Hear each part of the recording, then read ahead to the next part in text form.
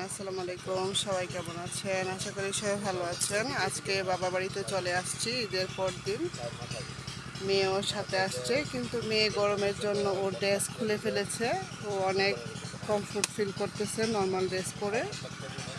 আসলে ও অনেক গরম লাগতেছে তাই। আর আমরা কাঠ বাগানে বসে আছি এখানে, আমার মা বাবার হাতে লাগানো কাঠ বাগান, এখানে বসে আছি গরমের জন্য। এখানে অনেক বাতাস, তাই এখানে সবাই বসে আছি।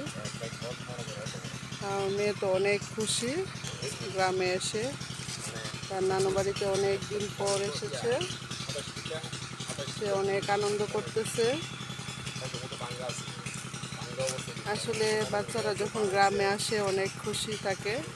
ইসরাত, কিছু বলো। কোথায় আসছো? আমাদের নানু বাসায় চলে আসছি, অনেক দিন পরে এসেছি আমি। কেমন লাগতেছে? অনেক অনেক ভালো। কাকে মিস করতেছো? নানু নানাকে। সবাই ভালো থাকবেন। আজকের মতো এ পর্যন্তই। আল্লাহ হাফেজ।